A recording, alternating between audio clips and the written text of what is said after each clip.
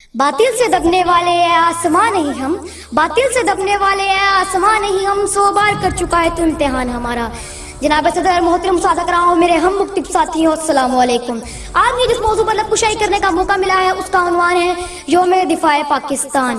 65 की जब जंग हुई, 65 की जब जंग हुई कुफ्र पर दुनिया तंग हुई, 65 की जब जंग हुई कुफ्र पर दुनिया तंग हुई, रहमत हमारे संग हुई। आया था दबने दब गया बातिल, आया था झुकने झुक गया बातिल, आया था मिटने मिट गया बातिल, फिर कत्ल हुआ वहाँ खुद कातिल। वजह हक का वजह कल बातिल इन्ना बातिला काना ज़हूका। जनाब सदर, मेरी कौम के बहादुरी जुर्रात से मिले शहीदों के लहू से लिखे जाने वाली तारीख को यौम दिफाए पाकिस्तान के नाम से याद किया जाता है। आली मतलब चश्मे फलक ने वो दिन भी देखा जब मेरा पड़ोसी दुश्मन टैंकों और तोपों की फौज लेकर मेरी सरहदों पर चढ़ दौड़ा।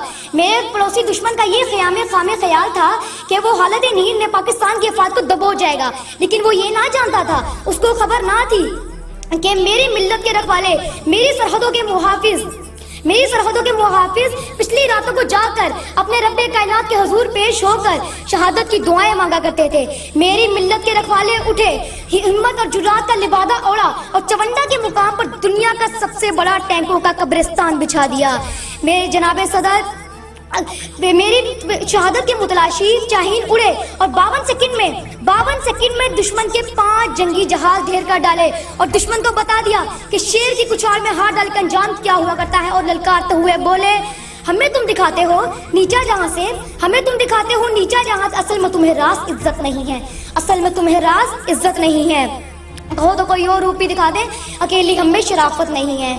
जनाब सदर 6 सितंबर 1965 के दिन हमने अपने दुश्मन को बतला दिया कि अगर कोई भी मेरी कौम की तरफ मैली नजर से देखेगा या अगर मेरी कौम की तरफ उंगली उठाएगा तो उसका हाथ उसके बाजू से अलग कर डालेंगे।